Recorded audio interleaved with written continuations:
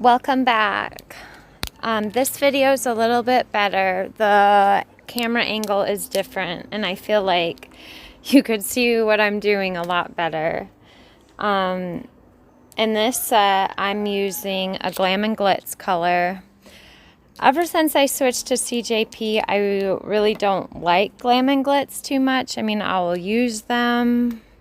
I have a bunch. Probably 50 different Glam and Glitz colors. Pretty much if I don't have it in CJP, I will use the Glam and Glitz collection. But anyways, I'm using gray. It's a really pretty gray color, and it's got like just a hint of shimmer to it. It's really pretty. I'm using that. A white I had mixed myself. It's super shimmery. Oh my gosh, I love it. And then CJP Crystal Glass glitters I had got from my local nail supply store. Stars from my local nail supply store. And then a Wildflowers glitter stacker. I've already prepped all my clients' nails. This is my wonderful client, Megan. I love her to death. I've already prepped her nails, infilled the growth with crystal glass, and then dehydrated and primed. And the pinky is going to be just the solid, pretty gray color. So I put that on first and then encapsulated it with crystal glass. And later on, we're going to come in with just a little bit of crystals from CBH Crystals. I talked to her. Her name is Hannah. She's wonderful. The whole company is wonderful. She gave me the right discount code. It's CBH10, and you get 10% off. I highly recommend those crystals. It's such a good deal. I mean, I still am in shock. And the shipping is fast. Hannah's great. I mean, I definitely would check those out if you use crystals on your nails because they're so expensive normally. And this is just such a great deal. Okay, so on the ring finger, I had used the gray kind of wet so I could smear the glitters like up through it. And I just dipped my brush and just like a little itty bitty size bead of crystal glass. And then I dipped into all, like, I think there was like 5 glitters, and then chrome pigment, and you just like lightly touch that. And then there's those like chrome flakes that are supposed to go on top of the nail. I just like lightly touched those and the chrome pigment, and then I just made like a swooshy shape in the nail.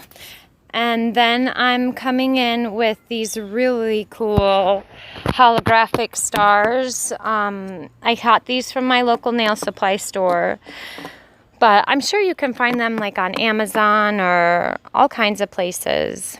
But I'm coming in with a big one on the top.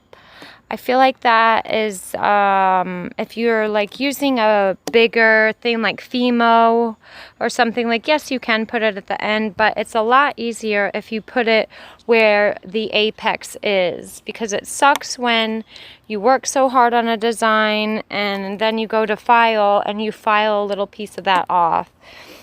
So if you put it like where the apex is, that's the thickest part of the nail where you get your strength and the structure. So you're less likely to file any of it off. The middle finger, I'm doing the same thing, using the bead really wet. And you don't have to. I mean, you can even, like, I could have done, like, all the nails gray and then come back. But I don't know why I did it this way. I just felt like I had really wanted those to blend together. So this is the way I did it. But anyways, I'm doing the same thing.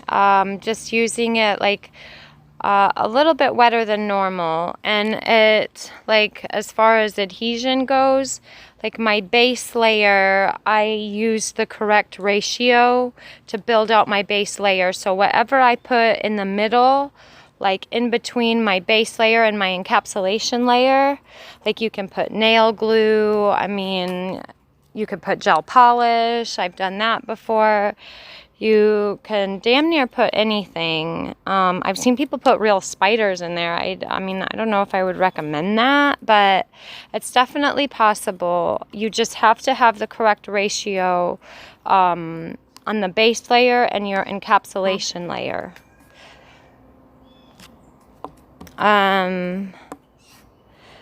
So I did the same thing with the glitter.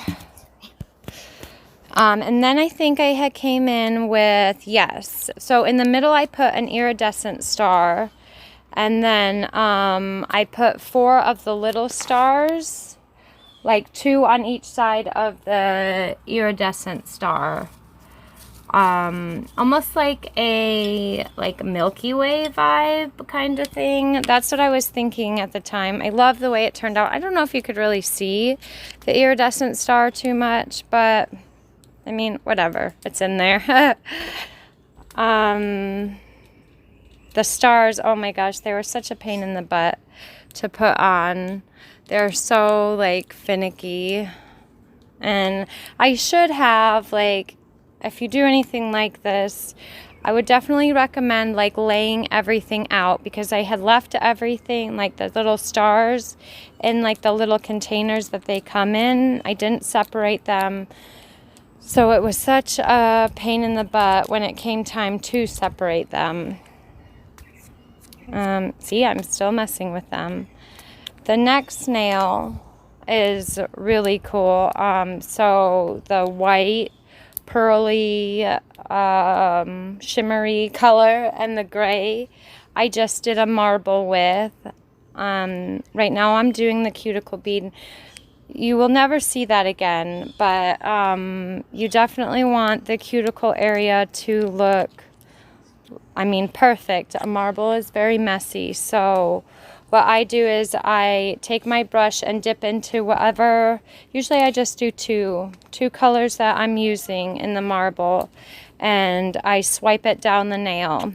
And then I'll take very wet beads of the colors, and then just put them on and run my brush up through it. It's so easy, and there's like not a wrong way to do it. I've seen people do it like probably 20 different ways, and it's just like foolproof. It's very beginner friendly, and it's such a cool look, I think. And I think in this one, I can't remember, it was a couple days ago I did this set. I think in this one, I just like put like not all of the glitters, but just like the chrome flakes, and then like one of the glitters, and just, yep, that's what I did. And just did it on like the top and the bottom. And then I took the stars and I put one full one in the middle, and then I cut another one in half, and she wanted to look at her nails. And then I cut another one in half, and I had it like going up the side. I seen Kylie Wary do this on one of her videos, and I loved it. And so I was so excited to do it. And it's really easy too. So you just put the one in the middle and then line it up. Like, have the flat side that you cut the star, have that on both edges of the nail. It's such a cool look. And then I think after this I just went and encapsulated all of the nails that I had done, because you don't want to do it right away, because the design that you had worked so hard to make, it will like move with the encapsulation.